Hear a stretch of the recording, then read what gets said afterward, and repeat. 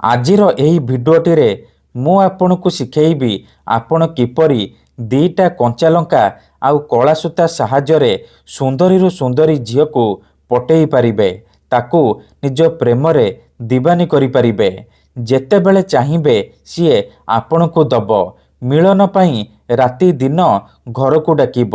सुंदरी पड़िशा घर भाउज निजे फोन करिब, हाथ धरिकी रूम को डाकिब, जहा चाहिए ताहा करिब। केवल दीटा कंचा लंका आउ कला सूता आनी आजिर एही बशीकरण करिकी देखंतु। एही बशीकरण एते शक्तिशाली कि एहार प्रयोग केबे भी खाली जाएनी। जीए भी कंचा लंका आउ कला सूतार एही बशीकरण करिछि 100% सफल होइछि। निज पसंदर सुंदरी सुंदरी झील बा सुंदरी पड़िशा घर भाउज को अति सहजरे पटेई पारिछि। ताठारु निजर मन मुताबक काम हासिल करि पारिछि। एही वशीकरण करिबा पई आपनकु किछि भी कष्ट काम करिबाकू पड़िबनी किंबा कोनोसी प्रकार पैसा खर्च करिबाकू पड़िबनी। आपनको घरे कंचा लंका थिबो आउ कला सूता थिबो। आपण दीटा कंचा लंका आनिबे आउ कला सूता आनिबे। तापरे मु आपनकु किछि प्रयोग विधि शिखेइबी। आपण सेही प्रयोग विधि को ठीक भाबरे करिदेबे। तापर देखिबे चमत्कार। जेउ झील पटु नथिला, आपनकु भाव देउ नथिला, से झील आपे आपे पटिजिबो। पागली परी आपनकु भलो पाइबाकू लागिबो। जेउ विवाहिता नारी बा पड़िशा घर भाउज को आपण दिन राति भाबुचंती, तार सुंदरता को देखी ताड़को आकर्षित हेउचंती, सीए निजे फोन करिबो, राति दिन घर को डाकिबो, जहा चाहिए ताहा करिबो। नमस्कार फ्रेंड्स, ओडिया फंडा चैनल को आपण मानकु स्वागत।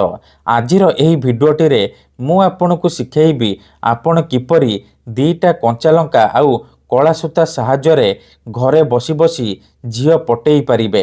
सुंदरी विवाहिता महिला को निज बसरे करी ताठारु निजर मन मुताबक काम हासिल करि पारिबे।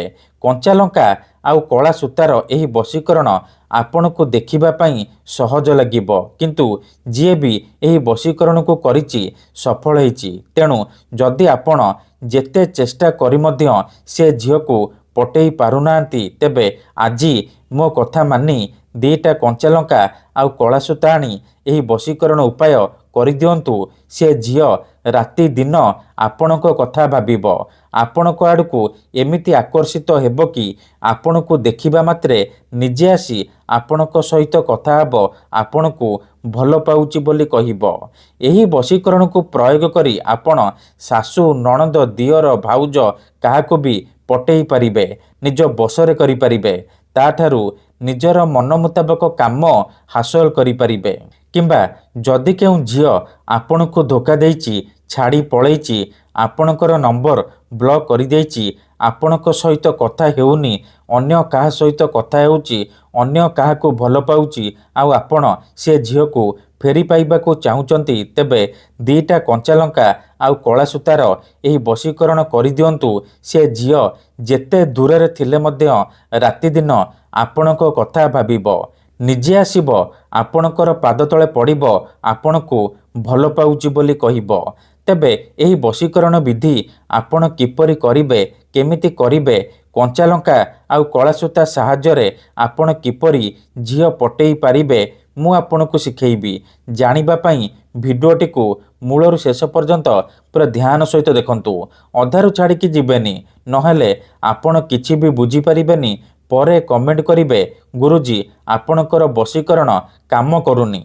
देखंतु मु आपनकु सबु भिडियो रे कहूची, जेउ परी आपण भगवान को मानुचंती, भगवान को ऊपरे विश्वास रखिचंती, निजर सबु दुख कष्ट असुविधा भगवान को जणाउचंती, जदि से असुविधार समाधान न हैला तार माने नुह कि भगवान नांती। सेही परी मंत्र तंत्र हुए, वशीकरण काम करे, किंतु यहाकू आपनकु सिद्ध करिबाकू पड़िबो।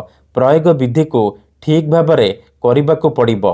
मु आपनकु जेमिति शिखेइबी आपनकु ठीक सेही परी करिबाकू पड़िबो। तेबे जाई मु आपनकु ग्यारंटी देउची, आपण जेते सुंदरी झील बा सुंदरी विवाहिता महिला को चाहिए निजर करि परिबे। ताठारु ନିଜର ମନ ମୁତାବକ କାମ ହାସଲ କରିପାରିବେ। ତେବେ ଏହି ବଶୀକରଣ ବିଧି ଜାଣିବା ପୂର୍ବରୁ ଯଦି ଆପଣ ଆମ ଚ୍ୟାନେଲକୁ ପ୍ରଥମ ଥର ଆସିଛନ୍ତି ତେବେ ଦୟାକରି ଚ୍ୟାନେଲକୁ ସବସ୍କ୍ରାଇବ୍ କରି ପାଖରେ ଥିବା ବେଲ୍ ଆଇକନ୍କୁ ମଧ୍ୟ ଦବାଇ ଦିଅନ୍ତୁ, ଯାହାଦ୍ୱାରା ଆମେ ଯେଉଁ ବି ଭିଡ଼ିଓ ଅପଲୋଡ଼ କରିବୁ ସର୍ବପ୍ରଥମେ ଆପଣ ଦେଖିପାରିବେ ଆଉ ତା'ର ଲାଭ ପାଇପାରିବେ। ତେବେ ମନେ ରଖନ୍ତୁ, ଏହି ବଶୀକରଣ ବିଧିକୁ ଆପଣ କେଉଁ ବି ବାରରେ କରିପାରିବେ, କିନ୍ତୁ ଯେବେ ବି କରିବେ ଦିନ 11ଟାରୁ ଦିନ 3ଟା ମଧ୍ୟରେ ଏହି ବଶୀକରଣ କରିବେ। ଏହି ବଶୀକରଣ କରିବା ପୂର୍ବରୁ ଭଲ ଭାବରେ ହାତ ଗୋଡ଼ ଧୋଇକି ଏହି ବଶୀକରଣକୁ ଆରମ୍ଭ କରିବେ। ପ୍ରଥମେ ଆପଣ କ'ଣ କରିବେ, ଧ୍ୟାନ ସହିତ ଦେଖନ୍ତୁ।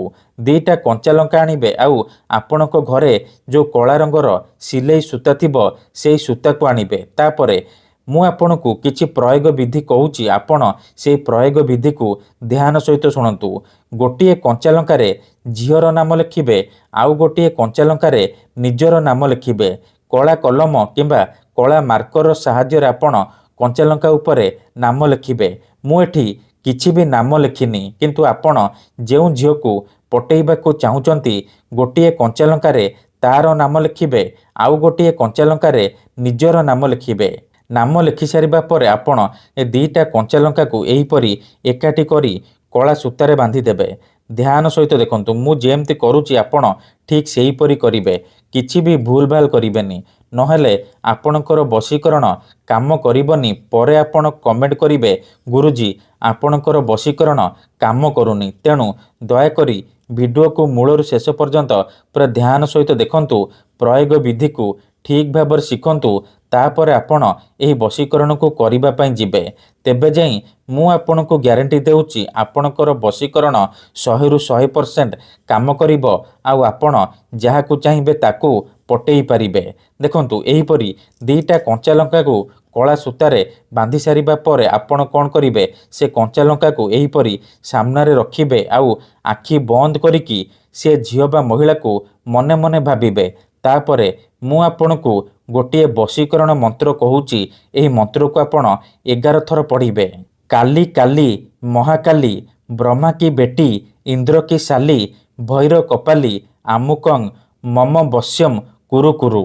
ଆମୁକଂ ଜାଗାରେ ଆପଣ ସେଇ ଝିଅ ବା ସ୍ତ୍ରୀର ନାମ କହିବେ ଯାହାକୁ ଆପଣ ପଟେଇବାକୁ ଚାହୁଁଛନ୍ତି।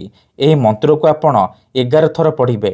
11 ଥର ମନ୍ତ୍ର ପଢ଼ି ସାରିବା ପରେ ଏ କଞ୍ଚା ଲଙ୍କାରେ 3 ଥର ଫୁଙ୍କି ଦେବେ।